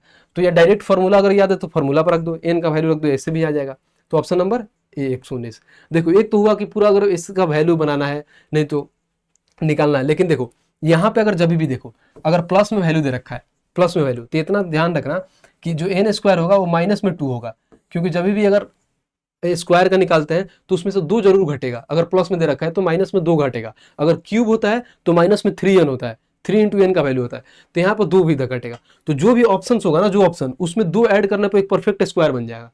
देखो कैसे होता है, अगर मान लो 19 में 2 ऐड करते हैं तो कितना होता है ये 21 का, 21 किसी का परफेक्ट स्क्वायर होता है नहीं, खत्म सी। अब 196 में 2 ऐड करोगे तो कितना हो जाएगा 198, क्योंकि 196 तो 14 का होता है, बट इसमें 2 ऐड करना है हमें, क्योंकि यहाँ पे माइनस है तो यहाँ पे ऐड करके देखते हैं, तो 198 ये भी नहीं होगा। अब 176 में 2 ऐड करोगे कितना हो जाएगा 178, 178 भी किसी का परफेक्ट स्क्वायर होता है नहीं होता है, खत्म। अब 119 से इसमें 2 ऐड कर दो, कितना हो जाएगा 121, 121 क्या होता है 11 का परफेक्ट स्क्वायर है, नहीं, ऑप्शन नंबर है। ऐसे ही बना सकते हो डायरेक्ट। दो इसमें ऐड करके निकाल सकते हो। तो इतना ताम झाम करने की जरूरत में नहीं है अगर ऑप्शन सारे की अलग अलग मैच कर रहा है तो। ठीक है, चलिए क्वेश्चन नंबर नेक्स्ट देखते हैं। क्वेश्चन नंबर 16 क्या कह रहा है? क्वेश्चन नंबर 16 कह रहा है कि बीजे का वेतन पहले 16% घटाया गया और बाद में 11% बढ़ा दिया गया, तो उसका अंतिम वेतन उसके आरंभिक वेतन की तुलना में कितना है? बस क्योंकि इसका बस सीधे सक्सेसिव लगा देना है, कुछ करना ही नहीं है। पहले -16 हो रहा है, फिर 11% बढ़ा दे रहा है, प्लस और माइनस का मल्टीप्लाई करोगे तो माइनस आएगा, 16 इंटू 11 गुणा करोगे तो कितना हो जाएगा? 16 एकम 16 हाथ में 1, 16 एकम 16 और 1 17, 176। अब बट्टे में 100 हो जाता है तो पॉइंट लग जाएगा। देखो यहाँ पे बट्टे में अगर 100 करोगे तो हम डायरेक्ट यहाँ पे पॉइंट लगा दिए, करने की जरूरत ही नहीं है। तो यहाँ पे क्या आ जाएगा? 1.76। -16 में से 11 प्लस, जैसे मान लो 11 प्लस में, -16 में तो माइनस का 5 हो जाएगा। अब माइनस में 1.76, तो ऐसे ही हो जाएगा क्या? माइनस में 7.76, माइनस में 6.76, क्योंकि 5 में 1 ऐड होगा। 6.76 यही है, क्योंकि 7.75 कोई दिक्कत नहीं, नियरेस्ट में, तो ऑप्शन नंबर डी हो जाएगा। तो कुछ खास दम नहीं था इस क्वेश्चन में। चलिए क्वेश्चन नंबर 17 देखते हैं। कह रहा है कि पानी की एक टंकी को समान क्षमता में 23 पाइपों का उपयोग करके 29 मिनट में भरा जा सकता है। यदि हम बताए गए क्षमता के 27 पाइपों का उपयोग करते हैं तो पानी को टंकी कितने मिनट में भर जाएगी? कुछ नहीं है, देखिए इजी सवाल था। पहले कह रहा है कि कोई टंकी का क्षमता वाला है जिसमें क्या कह रहा है 23 पाइप लगा है और 29 मिनट उसको चलाता है तो भर जाता है पूरा टंकी। फिर आगे कह रहा है कि अगर ये बताइए कि अगर उसमें हम कहते हैं कि हम बताएं कि एक समान क्षमता के 47 पाइप उसमें लगा दिया जाता है समान क्षमता का, तो कितना मिनट लगेगा? यानी 1 मिनट लगेगा, यही तो पूछा है कितने मिनट में हो जाएगा। तो देखो हम डायरेक्ट ऐसे बना सकते हैं, हमें x का मान निकालना है तो ऐसे कर सकते हैं, x का मान निकालना है तो ऐसे निकाल लो, ये होगा 23 गुणे में क्या होगा 29 अपॉन में 47। और बहुत ऐसे लोग होंगे कि पहले इसको गुणा करेंगे फिर उसको 47 से डिवाइड करेंगे, लंका लग जाएगी भाई आपकी। क्योंकि एक चीज़ यहाँ पर ध्यान दोगे ना, तीन दोनों का ऑप्शंस देखो कितना दूर दूर है। ऑप्शन देखो तो यहाँ पे देखो 24 है, यहाँ पे 21 है, यहाँ पे 14 है, 17, यानी बहुत है यार, 3-3 4-4 की गैपिंग है। तो हम एज्यूम करके क्या अप्रोक्सीमेट यूज, समझते हो, अप्रोक्सीमेट यूज कर सकते हैं। कैसे? देखो यहाँ पे है 23, हम एक समय के लिए इसको मानते हैं 46 है, तो 23 को काटते हैं 2 बार में 46, अब 2 को काटते हैं 19 को, यानी कितना 14.5 के करीब में आएगा। यानी जो भी होगा कि 14 के नियरेस्ट में होगा, 14.5 के नियरेस्ट में। कौन सा ऑप्शन है? तो ऑप्शन नंबर बी। अगर नहीं होगा तो कैलकुलेट करके निकालना, यही होगा। तो क्यों उतना माठा चेपी करें कि भाई 23 को फिर 29 से गुणा करें फिर 47 से डिवाइड करें? अप्रोक्सीमेट लेके भी तो बना सकते हैं, क्योंकि ऑप्शंस भी तो अप्रोक्सीमेट में पूछा है। तो इतना एग्जाम में आपको दिमाग चलाना पड़ेगा ताकि आपका टाइम कम वहां पर लगे, टाइम सेविंग हो। चलो क्वेश्चन नंबर 18 देखते हैं। क्वेश्चन नंबर 18 क्या कह रहा है? बबीता एक निश्चित दूरी 11 किलोमीटर पर आवर की चाल से तय करती है और पहले की दूरी को 2 गुने दूरी से 44 किलोमीटर चाल से तय करती है। फिर वह उसी मार्ग से आरंभिक बिंदु पर लौटती है। यदि पूरी यात्रा के लिए उसकी औसत चाल 34 किलोमीटर पर आवर, तो वापसी में यात्रा के लिए उसकी कितनी चाल होगी? चाल यानी क्या है? उसकी स्पीड पूछा है। ठीक है, स्पीड पूछा है। जब भी अगर ऐसा सवाल आता है ना, तो देखो अगर चीज़ें समझ में ना आए तो आप एग्जाम में हो तो वहाँ पे क्या करो, स्किप कर दो। क्योंकि देखो इसको बहुत ऐसे होंगे कि जैसे मान लो x मान लेते हैं, उसका डिस्टेंस x को फिर 11 किलोमीटर से करते हैं, फिर इसी का 2 गुना होता है 2x हो जाता है, फिर उसको कितना 44 किलोमीटर से जाता है, फिर उसका टोटल आरंभिक में कितना हो जाएगा, फिर 3x, और बट्टे में कितना निकालना है, मान लो लेट y यहाँ पे चाल निकालते हैं y मान के, फिर यहाँ पे एवरेज स्पीड निकाल के ऐसे निकालते हैं, भाई सब लंका लग जाएगी, समझ रहे हो? फिर स्क्वायर निकाल के फिर वो बन जाता है, फिर एक्स उसको काटो, बहुत इसमें टाइम लगेगा। तो देखो मैं इसको कैसे बनाऊंगा, अगर मेरे हिसाब से सोचना है तो कैसे सोचोगे? मान लो कि यहाँ पे हम लोग डिस्टेंस को कोई एक वैल्यू मान लेते हैं, या तो 11 या 44 के मल्टीपल के हिसाब से मान लेते हैं, 11 का मल्टीपल मान लेते हैं, क्योंकि जो भी यहाँ पे हम डिस्टेंस लेंगे ना उसी डिस्टेंस को 2 गुना करना है। तो मान लो कि हम 11 का मल्टीपल को एक, जैसे मान लो हम डिस्टेंस 22 मान लेते हैं, ठीक है, चलो लेट हमने डिस्टेंस 22 मान लिया। अब कह रहा है कि कोई निश्चित दूरी, यानी वही दूरी कितना है हमारे 22 किलोमीटर है, उसको तय कितना कर रहा है 11 किलोमीटर पर आवर से, ठीक है, प्लस आगे देखिए। अब कह रहा है इसी दूरी को, यहाँ पढ़ोगे ना, क्योंकि जब भी क्वेश्चन देखो तो उसको अच्छे से पढ़ो। कह रहा है क्या कि देखो पहले की दूरी की 2 गुनी दूरी 44 किलोमीटर चाल से तय करती है। पहले की दूरी की 2 गुनी, पहले की दूरी, पहले हमने 22 माना था, इसकी 2 गुनी कितना होगा 44, और 44 को किलोमीटर प्रति घंटा से भी तय कर रहा है इतना ही दूरी, तो ये 44 हो जाएगा। फिर प्लस, अब यहाँ पे नेक्स्ट लाइन इन्होंने बोल दिया, और वो नेक्स्ट लाइन क्या बोला, फिर वह उसी मार्ग से आरंभिक बिंदु पर वापस लौटती है। मान लो जैसे जिस मार्ग से गई है, जैसे मान लो कि यहाँ पे है, हम यहाँ से वहाँ गए, ठीक है, मान लो हमें यहाँ से वहाँ जाने में 3 किलोमीटर लगा, फिर वहाँ से यहाँ आने में भी तो 3 किलोमीटर लगेगा, सेम डिस्टेंस हो जाएगा। तो यहाँ पे देखिए पहले 22 की है फिर 44, यानी टोटल दूरी कितना तय कर दी वो 66 किलोमीटर। अब कितना निकाल, वही तो पूछा है कि आने और जाने में उसकी पूरी यात्रा में औसत चाल दे रखा है, लेकिन वापस आने में कितना किलोमीटर पर आवर की स्पीड साइज है वही निकालना है, क्योंकि वापस आने का इन्होंने स्पीड नहीं दिया है, तो हम वापस आने का x मान लेते हैं। और यहाँ पर टोटल का क्या दे रखा है, एवरेज दे रखा है, औसत चाल दे रखा है। औसत चाल इसको देखो तो औसत चाल कितना हुआ, औसत चाल निकालने के लिए क्या होता है, एवरेज स्पीड जब भी निकालते हैं तो टोटल डिस्टेंस अपन क्या होता है, टोटल टाइम। तो टोटल डिस्टेंस कितना हुआ हमारा, देखो यहाँ पे ये हुआ कितना 22 44, कितना होगा 66, 66 और 66 कितना होता है 132, यानी हम टोटल उसका ये देखें तो 132 किलोमीटर क्या हुआ उसको एवरेज स्पीड। और यहाँ पे उनको क्या दे रखा है, स्पीड क्या दे रखा है, क्योंकि 132 किलोमीटर जाने में स्पीड 34 किलोमीटर, यहाँ पर निकाल दें। कुछ नहीं, देखो पूरा बढ़िया से समझाया हूँ। अगर आपको समझ में यहाँ भी अगर समझ में नहीं आ रहा है इतना धीरे धीरे पढ़ाने के बाद से, क्योंकि मैं सोचता था कि मैं जल्दी जल्दी में लपेट दूँ इसको, लेकिन बहुत सारे ऐसे भाई लोग हैं जो मैसेज कमेंट किए हैं कि भैया आप कृपया क्वेश्चन को बहुत स्लोली पढ़ो और चीज़ों को समझाओ, इसीलिए मैं इतना टाइम लेकर आप लोगों को समझा रहा हूँ कि एक बार आपको समझ में आ जाएगा ना तो उसके बाद से आप डायरेक्ट बना लोगे। क्योंकि मेरे को तो बनाना नहीं है, मेरे को बनाना हो तो डायरेक्ट लिखता, मैं उसके बाद से इतना बोलता ही नहीं, क्योंकि मैं तो कॉपी पेन लेके ही बैठ के सोल्यूशन कर देता। बट आप लोगों को समझाना है इसीलिए इतना स्लो बोल रहा हूँ, ठीक है। तो आप लोग कोऑपरेट करिएगा, अगर चीज़ें समझ में ना आए फिर भी तो फिर दोबारा करके फिर आगे बढ़िएगा। अगर आप लोगों को मान लीजिए कि लग रहा है कि भैया बहुत स्लो कर रहे हैं तो आप कुछ मत करिए, यूट्यूब में स्पीड का ऑप्शन आता है 2x में लगाइए और अच्छे से पढ़िए, 2x में भी आपको चीज़ें अच्छे से समझ में आएगी। बस आपको यह है कि आपको कैप्चर करने की क्षमता बढ़िया होनी चाहिए। चलिए अब कुछ नहीं करते हैं, यहाँ पर इसको काट देते हैं, 11 से 2 बार में, 44 से 1 बार में, ये तो कटेगा नहीं, तो यहाँ पर आ जाएगा 3 प्लस में 66 बटे में x बराबर में 132 बटे में आ जाएगा 34।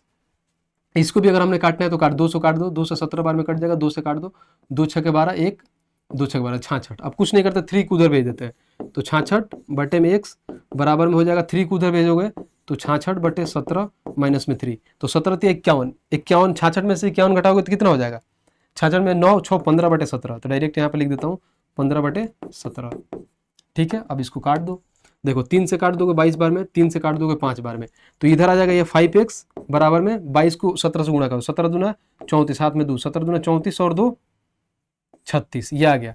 अब मान लो यहाँ पे x निकालना है, और जब मान लो ये हो गया 364 बटे 5, जब भी अगर नीचे 5 होता है ना तो ऊपर वाले वैल्यू को दुगुना करके एक अंक के बाद से पॉइंट लगा देते हैं, तो दुगुना कर दो 4 दूना 8, ये हो गया 36 दूना 72 और एक कितना हो जाएगा 36, 4 दूना 8, ठीक है। यहाँ पे देखो 6 दूना 4 दूना 8, 6 दूना 12, हाथ में 1 और 3 दूना 6 1 7, 72.8। कहाँ पे गलती की है, लग रहा है मैं कोई कैलकुलेशन गलती किया। अगर यहाँ पे देखो यहाँ पे करते हैं 17 दूना 34 के 4, हाथ में 3 होता है, हमने 2 ऐड कर दिया था, यहाँ पे गलती है, माफ़ करना भाई, क्योंकि जल्दी के चक्कर में यहाँ पे कैलकुलेशन मिस्टेक हो गया है। देखिए यहाँ पे हो जाएगा 17 दूना 34 के 4, हाथ में लगा 3, फिर 17 दूना 34 और 3 कितना होता है 37। अब यहाँ पे x का कर लेते हैं, तो 374 बटे में 5 हो जाएगा। जब भी नीचे है तो ऊपर वाले संख्या का 2 गुना करके डिवाइड कर, एक अंक के बाद से पॉइंट लगाते हैं, 4 दूना 8, 7 दूना 14, हाथ में 1, 3 दूना 6 और 1 7, यानी एक अंक के बाद, यानी 74.8 किलोमीटर पर आवर होगा, ऑप्शन नंबर 1। देखा, तो बढ़िया सोल्यूशन था, इससे हमने डिस्टेंस को मान के बनाया था, तो अगर एक से बनाते तो बहुत लंका लग जाता उसमें, और आप लोगों को टाइम लगता और दिक्कत होता बनाने में, ठीक है। चलिए क्वेश्चन नंबर नेक्स्ट देखते हैं। क्वेश्चन नंबर 19 क्या कह रहा है, 3 plus tan square theta plus cot square theta minus sec square theta और कोसेक स्क्वायर थीटा। जब भी वैल्यू सारे दे रखे हैं, जैसे टेन कॉट सेक कोसेक, कुछ नहीं करते हैं, थीटा का वैल्यू हम लोग 45 रख सकते हैं। थीटा के जब भी अगर 45 रखोगे ना कुछ नहीं होगा। देखो 3 हो गया, यहाँ पे टेन 45 का मान 1 होता है, कॉटेक 45 का भी मान 1 होता है, प्लस यहाँ पे माइनस है। अब यहाँ पे देखिए माइनस के बाद से ये सेक स्क्वायर है, ठीक है। सेक स्क्वायर 45 का मान कितना होता है, कॉस का मान होता है 1/√2, तो सेक का होता है √2, √2 का स्क्वायर करोगे तो कितना हो जाएगा 2, तो यहाँ पे आ जाएगा 2, और फिर वही कॉसेक का भी √2 होता है, स्क्वायर करोगे तो 2, तो यहाँ पर 3 और 2 5 माइनस में 4, ये हो गया 1, ठीक है। तो 1 क्या हो, ऑप्शन नंबर बी, ठीक है। तो ऐसे भी सोच सकते हो, थीटा का वैल्यू रख सकते हो। अगर ऐसे नहीं सोचते हो तो देखो ऐसे इसको बेसिक से भी बना सकते हो, बस आपको आइडेंटिटी क्या होता है याद होना चाहिए। अब कैसे याद होना चाहिए मैं बताता हूँ। मैं ऐसा करता हूँ कि जैसे 3 है ना, इसको अलग अलग में कर लेता हूँ, इसको 3 जैसे ऐसे कर लेता हूँ 1 + 1 + 1, ऐसे भी तो कर सकता हूँ, ठीक है। तो 3 कर लूंगा तो मान लो इसमें से 1 निकालता हूँ, तो 1 + टेन स्क्वायर थीटा क्या होता है सेक स्क्वायर थीटा, फिर प्लस 1 यहाँ से निकालेंगे क्योंकि 1 तो स्टार्टिंग में रहेगा, 1 प्लस, फिर यहाँ से 1 लेंगे तो 1 + cot square theta cosec square theta, ठीक है। फिर माइनस में दे रखा है सेक स्क्वायर थीटा, इंटू में क्या कोसेक स्क्वायर थीटा।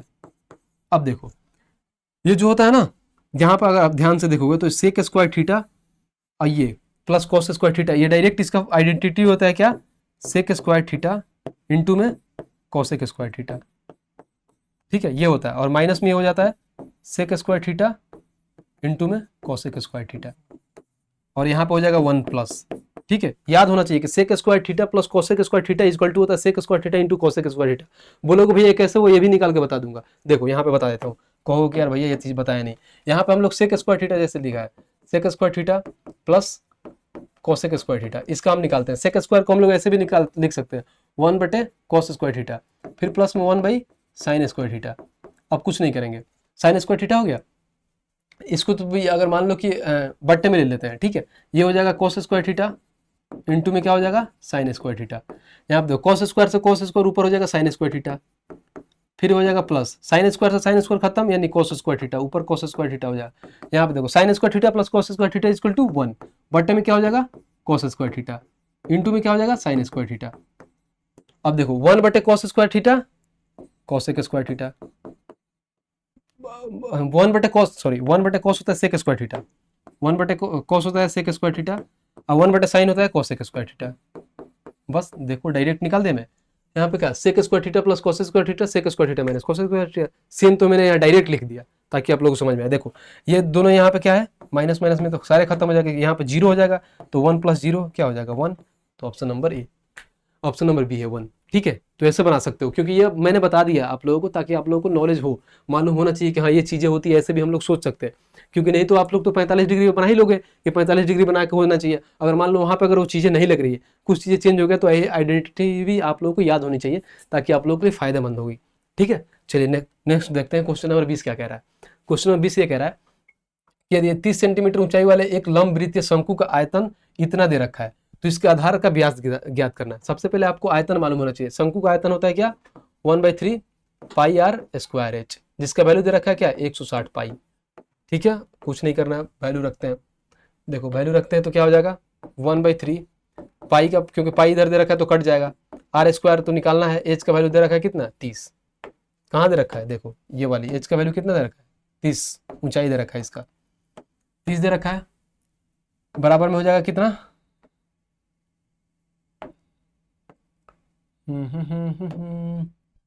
बराबर में हमारा हो जाएगा 160 पाई। कुछ नहीं करना है, देखो पाई से पाई खत्म, यहाँ से देखो 3 से ये काटोगे 10 बार में खत्म हो जाएगा, 10 से एक 0 खत्म हो जाएगा, यानी हमारा आर स्क्वायर बराबर 16 आ जाएगा। तो आर का वैल्यू कितना हो जाएगा 4।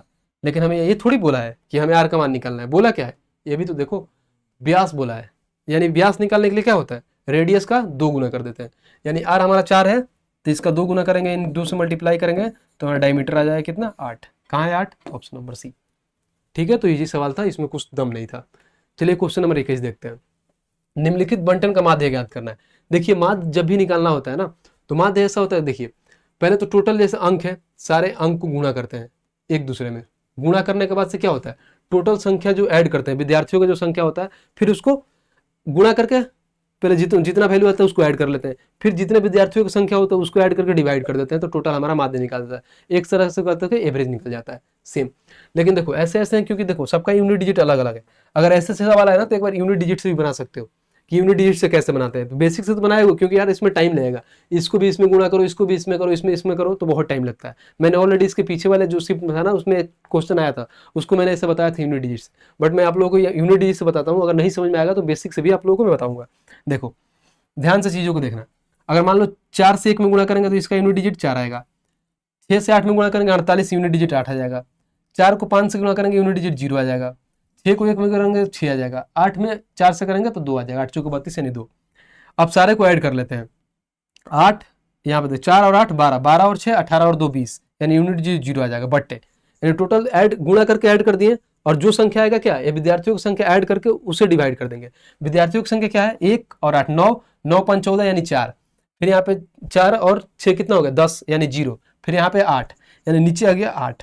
अब देखो यहाँ पे एक लाइन समझने वाली बात है कि यहाँ पे ऐसा कौन सा संख्या होगा जिसको गुणा करने पे हमें 0 प्राप्त होगा, क्योंकि ऊपर वहीं से डिवाइड होगा। कौन ऐसा संख्या, मान लो मैंने पहले 9 उठाया, अगर 8 को मैं 9 से गुणा करता हूँ तो 9 8 72, हमें यूनिट डिजिट क्या आ रहा है 2, लिखाना लेना कितना है 0, तो 2 तो होगा ही नहीं, यानी ऑप्शन नंबर 1 खत्म हो गया। अब देखो ऑप्शन नंबर 1 खत्म हो गया, आगे देखो अब हमें लेना है क्या, मान लो हम 4 ले लिए, अब यहाँ से 4 से गुणा करते हैं तो हमारा यूनिट डिजिट क्या आएगा 32, यानी लास्ट में 2 आएगा, निकालना क्या है 0, यानी ऑप्शन नंबर सी भी खत्म हो गया। 2 को तो ऐसे ही निकल गया। चलो अब आते हैं 6 ले लेते हैं, यहाँ पे 6 लेते हैं, तो 8 6 48, यूनिट डिजिट 8 आ रहा है, निकालना क्या है 0, तो ये भी नहीं होगा, तो यानी हमारा क्या, ये भी खत्म हो गया भाई साहब। अब देखो 3 लोग तो खत्म हो गए, बच्चे क्या है चौथा, इसका यूनिट डिजिट कितना है 5, अगर 8 में 5 से गुणा करेंगे 40, यानी यूनिट डिजिट 0 आ रहा है, ये भी 0, ऑप्शन नंबर बी। तो वैसे डायरेक्ट बना लोगे एकदम बढ़िया, इसमें टाइम भी नहीं लगेगा, मैंने स्टेप से ऐसा समझाया। लेकिन बहुत ऐसे लोगों को लगा कि अगर मान लो भैया ऐसा भी तो हो सकता है, यहाँ भी 5 हो सकता है, फिर क्या करोगे, कुछ नहीं करेंगे भाई, फिर बेसिक से बनाएंगे, इसमें क्या है, ऐसा तो है नहीं कुछ। चलो तो सारे इसको मिटाते हैं और देखो बेसिक से बताते हैं कि बेसिक से कैसे बनाना है। कुछ नहीं करना, देखो हम तो सारे करेंगे नहीं, हम डेविएशन लगा देते हैं। डेविएशन इन द सेंस कि हम किसी एक को हम इसमें एवरेज मान लेते हैं। लेट मैंने मान लो 44 को एवरेज में ये जूम कर लेता हूँ। अब देखो 44 से कितने कम है 26, तो देखो 4 और 14 4 18 कम है। अब 18 को 78 से गुणा करता हूँ, 18 8 कितना होता है 144, ठीक है, 18 8 144, हाथ में 14, 18 7 126 और 14 यानी 140, ये हो गया। देखो ये माइनस माइनस में है क्योंकि कम है तो यहाँ पे माइनस लग जाएगा। अब ये फिर देखो 14 कितना कम है, 44 से 14 कम कितना है माइनस का 30, माइनस का 30 से इसको गुणा कर देंगे तो हो जाएगा 0, फिर यहाँ पे कितना हो जाएगा, फिर 3 एकम 3, फिर 9 3 27, यानी 2730, ये माइनस में ही आ गया 2 संख्या। अब यही इसको देखते हैं आगे वाले में, यानी कितने ज़्यादा है 61, कितना ज़्यादा है, अगर आप ध्यान से देखो 61, तो ये देखो 44 में 16 और 17, यानी 17 ज़्यादा है प्लस में, तो 17 से गुणा करते हैं, 17 छके 102, हाथ में 10, 17 से 51 और 10 61, ये प्लस में होगा। फिर देखो फिर 44 कितना ज़्यादा है, ये 84 40 ज़्यादा है। अब इसको 40 यहाँ पे 0 हो जाएगा, 8 चौका 32, 3 9 चौका 36 और 3 39, प्लस में 39 20। अब कुछ नहीं करेंगे, देखिए सारे संख्या को ऐड करते हैं, यहाँ पे ऐड करके देखते हैं क्या होता है।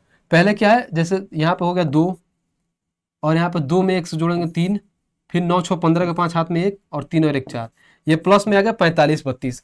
फिर इसको ऐड कर लेते हैं, घटा देते हैं, फिर यहाँ पे आ जाएगा 4, फिर यहाँ पे आ जाएगा 3, फिर यहाँ पे 7 4 11 हाथ में 1, फिर 3 और 1 4, यानी 41 34 को माइनस करना है, बट्टे में लिख देते हैं माइनस, कुछ नहीं करना है। देखो समझना, क्योंकि समझ जाओगे एक बार में तो चीज़ें हो जाएंगी। माइनस करते हैं, देखो 12 में से 4 गया 8, फिर यहाँ पे क्या होगा, चलो कलर चेंज कर लेते हैं ताकि समझ में आए, 12 में से 4 गया 8, फिर यहाँ पे अगर 2, यानी 12 में से 3 गया 9, यहाँ पे देखो 4 में से 1 गया 3, ठीक है, और यहाँ पर ये तो खत्म हो गया, यानी 398 आ रहा है हमें, प्लस में आ रहा है।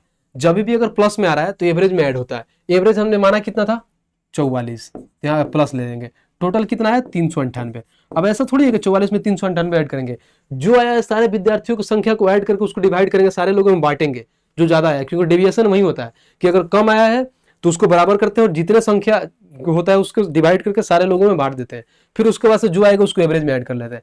अब इसको जोड़ते हैं, देखो यहाँ पे देखो 8 6 14, 14 और 5 19, 19 और 8 27, 27 और 1 28, हाथ में कितना लगा 2, 9 3 12, 12 और 9 21, 21 और 7 28, 28 और 9 37, 37 और 2 39, यानी 398, तो ये भी 398 हो जाएगा, डायरेक्ट कट जाएगा एक बार में। तो 44 और प्लस 1, 44 प्लस 1 कितना हो गया 45, यानी हमारा एवरेज कितना आएगा 45। तो मैंने यूनिट डिजिट से भी निकाला था, बाकी आप लोगों को बेसिक भी बता दिया, आप लोगों के सामने है।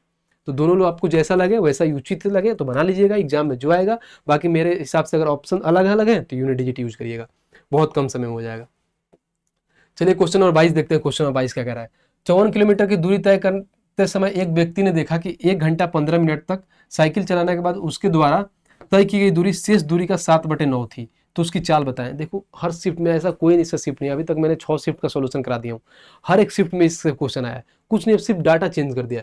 मान लो ये हमारा पूरा डिस्टेंस हो गया, यहाँ पर डिस्टेंस में आ रहा है कि शेष दूरी मान लो 9 है, तय कितना किया है 7 किया है, टोटल दूरी इन्होंने 54 दे दिया है, यानी 9 और 7 16, यानी 16 का वैल्यू हमें कितना दिया है 54 दिया है। और यही पूछा है कि तय की दूरी जो डिस्टेंस उसने तय किया गया है तो कितने किलोमीटर चाल से तय किया है, यानी स्पीड निकालना है हमें। तो स्पीड निकालने के लिए फॉर्मूला क्या होता है, डिस्टेंस अपॉन टाइम। तो पहले डिस्टेंस निकाल लेते हैं। मान लीजिए टोटल दूरी कितना है 54 किलोमीटर, तय कितना किया है 7, तो निकाल दो 54/16 इंटू में 7, ये उसका निकल गया क्या डिस्टेंस, डिस्टेंस निकल गया। अब हमें निकालना है क्या है स्पीड। अब स्पीड निकालने के लिए हम लोग क्या करेंगे, देखिए स्पीड निकालते हैं, डिस्टेंस अपॉन टाइम होता है। स्पीड होगा, डिस्टेंस हमें दे रखा है 54/16 इंटू में 7। देखिएगा आप आगे टाइम दे रखा है, टाइम दे रखा है कितना 1 घंटा 15 मिनट। अब हमें किलोमीटर पर आवर में निकालना है, तो 1 घंटा तो दे ही रखा है, 15 मिनट में दे रखा है, तो 15 मिनट को हम क्या करेंगे घंटा में चेंज करेंगे। तो 15 मिनट को घंटा में चेंज करने के लिए क्या कर सकते हैं, देखो ये 1 प्लस 15/60 काट दो, 1 में कितना हो जाएगा 4, तो 4 एकम 4 और 1 5/4 यानी 5/4 घंटे हो जाएंगे। तो नीचे में हमारे यहाँ पे आ जाएगा 5/में क्या हो जाएगा 4। तो हम ऐसा करते हैं कि 4 को ऊपर भेज देते हैं, ये 5 है 4 को ऊपर भेज देते हैं, बस कुछ नहीं करना, अब काट दो, काट देंगे हमारा आंसर आ जाएगा। काटो, काटते हैं, देखो 4 से कट जाएगा 4 बार में, और फिर अगर इसको काटते हैं हम, अगर 2 से काटते हैं तो ये कट जाएगा 27 दूना 54, ये 2 हो जाएगा।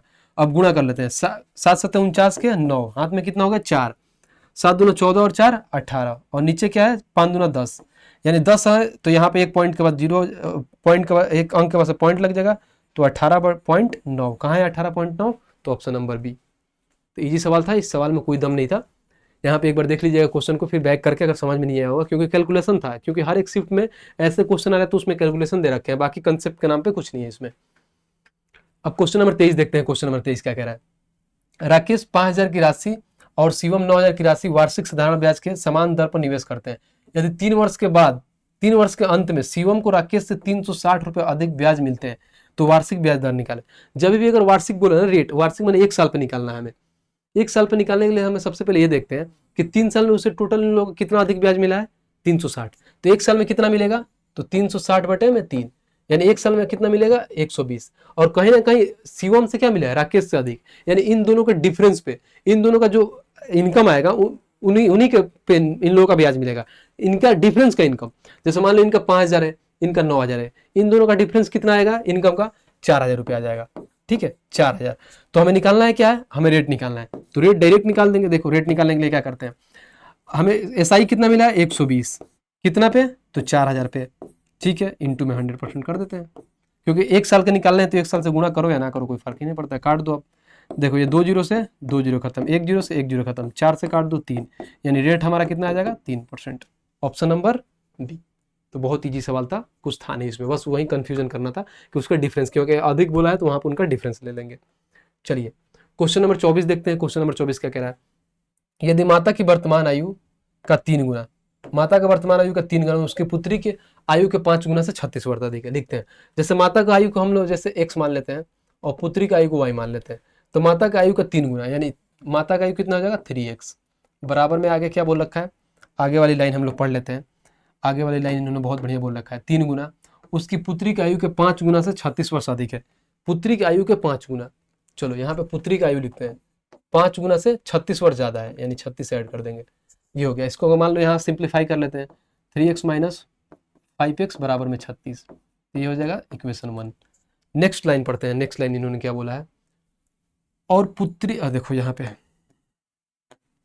और पुत्री की आयु के 3 गुना माता की आयु के 4 गुना, माता की आयु से 4 वर्ष कम है, माता की आयु से 4 वर्ष कम है, पुत्री की आयु का 3 गुना माता की आयु का माता की आयु से 4 वर्ष कम है, माता की आयु से, तो माता की आयु कितना हो जाएगा x, ठीक है, बराबर में पुत्री की आयु का 3 गुना, तो पुत्री की आयु क्या होगा 3y, यहाँ पे माफ करना, यहाँ पे x हो, यहाँ पे हमने क्या मान रखा है y, यहाँ पे y होगा, यहाँ पे डिलीट करते हैं क्योंकि फ्लो में चीज़ें वहाँ पे मिस हो जाती है, थोड़ा ध्यान देना भाई साहब, आप लोग भी कोऑपरेट करना, यहाँ पे y होगा, ठीक है, क्योंकि वहाँ पे पुत्री का मान y मान लिया। तो यहाँ पे क्या क्या बोला है कि माता की आयु से कितना है, और पुत्री की आयु का 3 गुना, पुत्री की आयु का 3 गुना माता की आयु से 4 वर्ष कम है, तो इसमें 4 वर्ष ऐड कर देंगे बस। अब इसका इक्वेशन ले लेते हैं, x बराबर x माइनस 3y बराबर में 4, ये हो गया इक्वेशन 2। अब पूछा क्या है, तो माता और पुत्री का वर्तमान आयु के बीच का अंतर निकालना है। चलिए भाई साहब अब कुछ नहीं करते हैं, सोल्यूशन कर देते हैं, अब तो हो ही जाएगा। इसको देखो यहाँ पे पहले ले लेते हैं, 3x माइनस 5y बराबर में 36, इसमें 3 से गुणा कर देते हैं, 3 से गुणा करेंगे तो 3x हो जाएगा, माइनस में 9y बराबर में 12, ठीक है। अब इक्वेशन में कर लेते हैं, यहाँ पे देखो माइनस प्लस माइनस चेंज करके इसको काट देंगे, इसको काटेंगे कैसे, ये खत्म हो गया 3x। अब माइनस और प्लस, यानी प्लस 9y में से माइनस 5y करेंगे तो 4y हो जाएगा, बराबर में 36 में से 12 घटेगा तो 20, तो y का वैल्यू कितना आ जाएगा 5, y का वैल्यू हमारा कितना आ गया 36 में से 12 घटेगा तो 20 किससे होगा, देख रहे हो दिमाग किस लेवल का काम हो रहा है भाई साहब, माला लग रहा है कि रात हो गया तो हमारा माथा थोड़ा कम काम कर रहा है। देखो यहाँ पे हो जाएगा 4, यहाँ पे हो जाएगा 2, 24 होगा, तो यहाँ पे y से काट दो, यानी y बराबर कितना हो जाएगा 6। जब y का मान 6 आ गया तो किसी में भी रख देंगे तो आ जाएगा x का मान, तो यहाँ पुट कर सकते हैं x का मान, तो x बराबर ये हो जाएगा। देखो अब यहाँ पे 6 वाई 6 18 और 4 कितना हो जाएगा 22। तो एक्स का मान कितना आ जाएगा 22 और वाई का मान कितना 6। इन दोनों का डिफरेंस बोला है तो 22 में से 6 अगर माइनस करेंगे कितना हो जाएगा 16। 16 कहाँ है तो ऑप्शन नंबर डी। तो क्वेश्चन में ऐसा था नहीं। एज और जो भी एज वाले क्वेश्चंस होते हैं ना, इस पर जो रेलवे एनटीपीसी वाला जो ग्रेजुएट लेवल है ना, इसमें बहुत बढ़िया पूछा है। इसमें रेशियो नहीं दे रखा है, इस पर एकदम बोला है कि जैसे जैसे भाई हम लैंग्वेज बोल रहे हैं वैसे वैसे तुम कॉपरेट करके बनाओ, नहीं तो बनेगा नहीं। क्योंकि पहले होता था कि रेशियो दे के फिर उसका हम लोग एज का डिफरेंस लेके फिर बराबर करके निकाल देते थे, लेकिन इस बार उन्होंने चेंज कर दिया पैटर्न को। तो ऐसे इक्वेशन बन के ही बनेगा, बाकी कोई ऐसा ट्रिक्स है नहीं इसमें कि आप लगा सकते हो। चलो क्वेश्चन नंबर 25 देखते हैं। क्वेश्चन नंबर 25 क्या कह रहा है। कह रहा है कि दीपेश के पास 168 लीटर तेल ए और 264 लीटर बी तेल भी है, तो कई समान कंटेनर में दोनों प्रकार के तेल को इस प्रकार भरता है कि प्रत्येक कंटेनर में केवल एक प्रकार का तेल होता है। सभी कंटेनर को पूरी तरह से भरे होते हैं। दीपेश द्वारा उपयोग किए जाने में प्रत्येक कंटेनर का अधिकतम, बस पकड़ा गया, चोर पकड़ा गया, समझ रहे हो, अधिकतम आयतन यानी हाईएस्ट कॉमन फैक्टर पूछा है बस। क्योंकि ऐसा सारे शिफ्ट में तो आ ही रहा है, आप लोग को मालूम है। हाईएस्ट कॉमन फैक्टर निकाल लो। हाईएस्ट कॉमन फैक्टर क्या होता है 168 और 234। इसका एकदम सबसे बड़ा वो कौन सा संख्या होगा जिससे कट जाएगा हाईएस्ट कॉमन फैक्टर, तो हम लोग ऑप्शन से उठा लेते हैं। 10 देखो 10 क्या काट सकता है दोनों को, नहीं काट सकता है, खत्म। 5 देखो 5 किसी में है ही नहीं, 5 का यूनिट मगर 5 का वो डिजिबिलिटी क्या होता है कि इकाई अंक क्या हो 5 का मल्टीपल होना चाहिए, है ही नहीं, खत्म भाई साहब, भी खत्म। बचा 14। अब 14 से इसको डिवाइड कर लेते हैं। 14 से डिवाइड 14 कम 14 14 दूना 28, एक कट जाएगा। ये दूसरा देखो 14 कम 14 7 और कितना हो जाएगा 3 10 104। 14 का पढ़ा में 104 आता है, नहीं आता है, ये भी खत्म, यानी 6 से कट जाएगा। ऑप्शन नंबर डी डायरेक्ट हो जाएगा। नहीं है तो आप चेक कर लो। 6 दूना 12 4 48, 6 7 48, 7 6 42, 6 8 48 होता है। फिर 6 दूना 12 6 3 18, ठीक है 5, फिर 54, 6 9 54, यानी 6 से कट जाएगा। तो कुछ था ही नहीं, दम ही नहीं था इस क्वेश्चन में।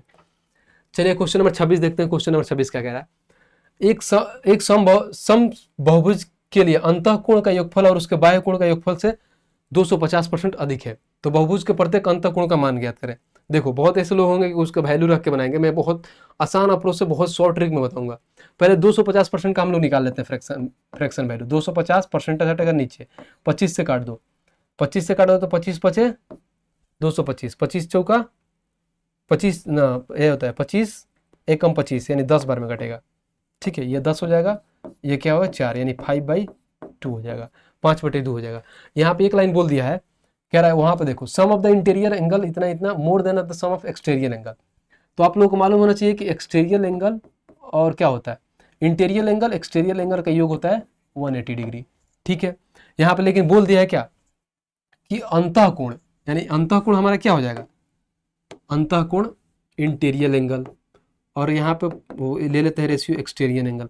अंतःकोण का योगफल बाह्य कोण के योगफल से अधिक है, बाह्य कोण से क्या अधिक है, यानी मान लो कि ये हो जाएगा हमारा 2 बाह्य कोण, तो अंतःकोण क्या होगा 2 में अगर 5 ऐड करेंगे तो कितना हो जाएगा 7, बस कुछ करना ही नहीं। और ये दोनों है 7 और 2 9 का वैल्यू कितना दे रखा है 180, निकालना क्या है अंतःकोण यानी 7 का वैल्यू निकालना है।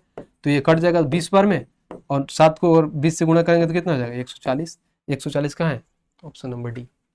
तो कुछ था नहीं, इसको ये नहीं कि n-2 करके 180 से गुणा करना था, ये याद होना चाहिए था इंटीरियर एंगल और एक्सटीरियर एंगल का योग 180 होता है। बाकी यहाँ वैल्यू दे ही रखा है रेशियो में, फिर निकाल लेंगे। तो ईजी था, कुछ था नहीं इसमें।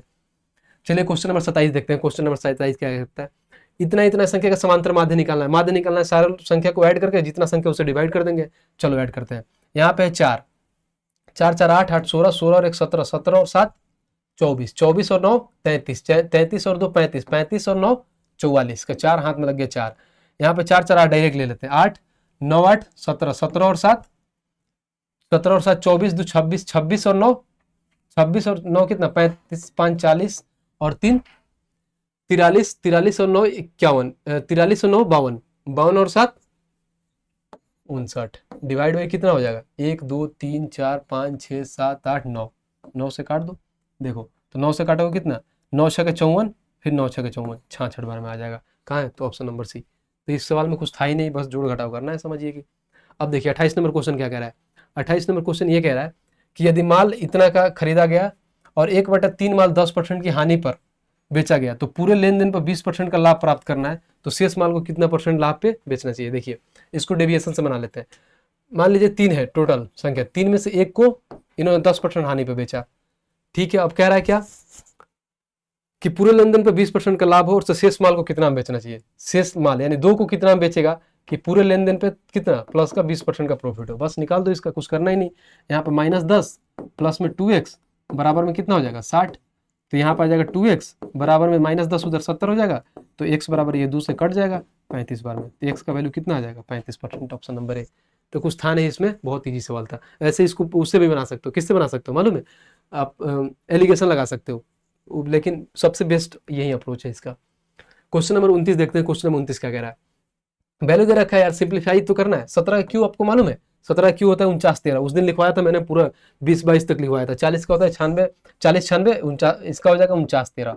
डायरेक्ट कर लेते हैं। अब माइनस करना है 100 इसमें से माइनस कर दो तो कितना हो जाएगा 48 13।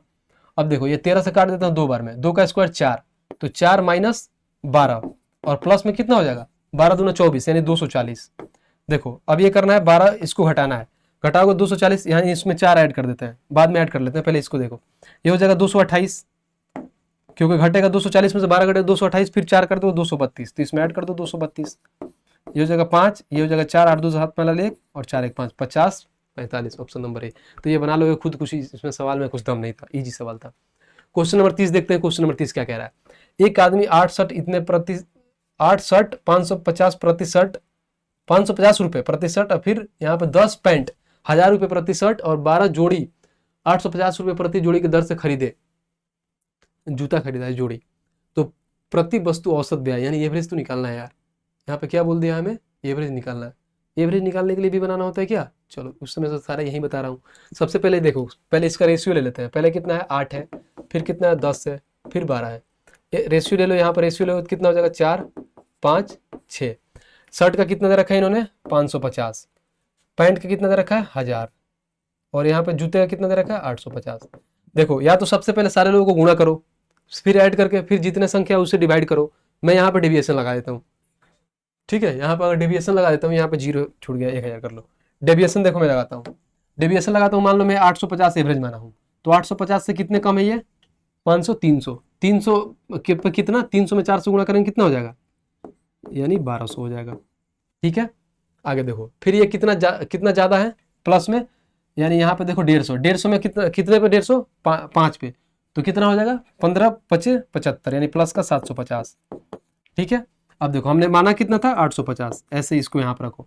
यहाँ पे माइनस 1200 में 750 ऐड करोगे यानी घट जाएगा कहीं ना कहीं, तो यहाँ पे 50 ऐड करोगे 800 यानी 450, माइनस का हो जाएगा 450, ये होगा। अब ऐसा नहीं कि 850 में 450 माइनस कर दे, नहीं, जो जितना ज़्यादा जितना कम आता है ना सारे में बढ़ता है। वो वाला हाल है कि केक कटेगा तो सब में बटेगा। टोटल लोग कितने हैं 5 4 9 6 15, यानी ये 15 लोगों में बट जाएगा।